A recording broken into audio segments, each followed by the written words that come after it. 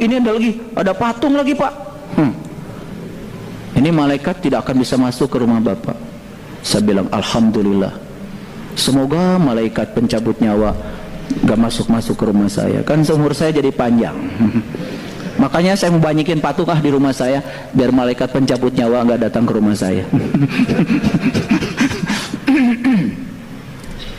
Gak pakai otak ngomong. Assalamualaikum warahmatullahi wabarakatuh. Alhamdulillah, wassalatu wassalamu ala rasulillah. Allahumma sholli ala Muhammad wa ala ali Muhammad. Teman-teman yang dirahmati Allah Subhanahu wa Ta'ala, dukung channel ini dengan like, share, dan subscribe agar dapat menerima notifikasi setiap kali ada video terbaru yang kami upload. Untuk yang sudah subscribe, kami ucapkan jazakumullahu khairan katsiran. Teman-teman yang dirahmati Allah Subhanahu wa Ta'ala, sebuah video memicu kekhawatiran karena mengandung pemikiran yang dianggap berbahaya. Dalam video tersebut, Pak Saiful Karim secara tidak langsung menyampaikan pandangan yang merendahkan Nabi Muhammad SAW dengan menyebutkan bahwa Nabi tidak memiliki akal. Pernyataan ini didasarkan pada pemahaman beliau terkait hadis yang melarang keberadaan patung dan gambar di dalam rumah. Menurut Pak Saiful, jika larangan tersebut benar, maka seseorang dapat memperpanjang umurnya dengan memasang patung di rumah, karena malaikat pencabut nyawa tidak akan masuk. Pernyataan ini memicu reaksi keras karena dianggap sebagai pemikiran yang menyesatkan. Coba kita dengarkan penjelasan dari guru kita, Ustadz Khalid Basalamah Hafizahullah, yang memberikan penjelasan mengenai patung dan gambar dalam rumah. Kita simak bersama videonya. فَبِأَيِّ آلَاءِ رَبِّكُمَا تُكَذِّبَانِ. Hukum foto atau lukisan dan patung ini sudah saya jelaskan ya. Bagaimana kalau niat kita memajang lukisan atau patung tersebut hanya untuk hiasan semata, bukan untuk disembah atau memuliakan lukisan atau patung tersebut. Jadi patung jelas diharamkan dalam agama, tidak mungkin boleh. Karena Nabi SAW mengatakan dalam banyak hadis, diantaranya rumah yang tidak dimasukin oleh syaitan adalah rumah yang ada anjingnya dan rumah yang ada patung atau gambar hidupnya, gitu kan? Itu dalam hadis sahih. Nabi SAW sudah larang masalah itu. Kalau tidak dimasukin malaikat berarti akan dimasuki oleh syaitan. Dan sudah saya tuntun, teman juga yang bertanya ini bisa kembali kepada buku terbitan Gema Insani Press kalau nggak salah, yang pernah saya bawain dulu, rumah-rumah yang tidak dimasuki oleh malaikat. Coba baca lebih dari 30 macam rumah, di antaranya adalah rumah yang ada patungnya. Kalau anda bilang ini kan cuma hiasan, baik, kenapa harus berhias dengan sesuatu yang Allah haramkan?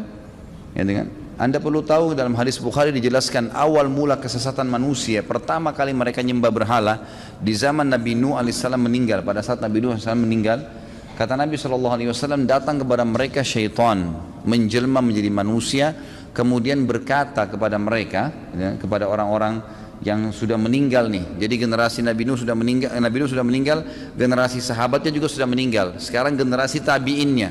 Kalau kita didatangi oleh syaitan dan berkata, kalau kalian mau mengenang orang-orang soleh seperti Nuh dan teman-temannya, sahabat-sahabatnya, dan kalian juga bisa lebih rajin beribadah, buat patungnya, jangan disembah, nggak boleh sembah, itu syirik. Cuma letakkan saja di tempat ibadah-ibadah kalian. Jadi setiap kali kalian lihat, kalian teringat mereka, kalian ibadah lagi. Taruh di pasar-pasar, supaya kalau orang di pasar tidak berani buat maksiat karena tahu ini ada patungnya orang soleh. Niatnya baik awalnya. Lalu apa kata Nabi SAW? Ini hadis sahih riwayat Bukhari. Kata Nabi SAW, setelah generasi itu mati, syaitan datang lagi generasi yang masih mudahnya didatangin. Dulu ayah-ayah kalian tidak buat patung-patung ini kecuali untuk jadikan perantara dengan Allah. Karena mereka orang soleh, diijabah doanya. Bilang ke dia, patung itu baru ke Allah. Dilakukanlah oleh orang-orang tersebut, akhirnya sampai patung ini disembah. Awalnya begitu. Enggak kok, saya datang ke diskotik cuma mau tahu. Saya masuk ke tempat perzinahan cuma mau lihat ini bahaya. Kalau tiba-tiba kita meninggal, mati, lagian ngapain coba-coba lihat gitu. Nggak ada gunanya coba-coba dalam maksiat. Ya, ibadah memang benar. Ya, jadi saya sarankan Allahu a'lam untuk dijauhi gitu. Ya. Saya pernah subhanallah lihat, atau sering saya lihat ya, mudah-mudahan Allah kasih hidayah. Setiap kali saya subhanallah justru ke daerah-daerah yang orang-orang kaya. Setiap saya lewat di daerah-daerah yang luar biasa di Jakarta ini, saya diundang pengajian, Hampir semua rumah mewah di depannya ada 2 patung pegang pentungan tuh. Untuk apa? Saya tanya, untuk apa kira-kira? Oh, untuk ngusir pencuri. Pencurinya bisa kencing di patung itu. Memang dia bisa gerakin pentungannya. Subhanallah gitu. Saya nggak tahu kenapa ya orang-orang ini bisa dikelabui oleh setan sampai sebegitu jauhnya gitu. Mungkin orang dikelabui setan dengan hal-hal tertentu, tapi kalau sampai pada hal-hal yang sangat kecil, patung disembah itu luar biasa gitu. Batu dijadikan jimat, ditaruh, ini bisa berikan kamu ini, berikan itu, dipercaya ditaruh. Gigi buaya lah, apalah, macam-macam yang tidak masuk di akal. Gak ada guna-gunanya.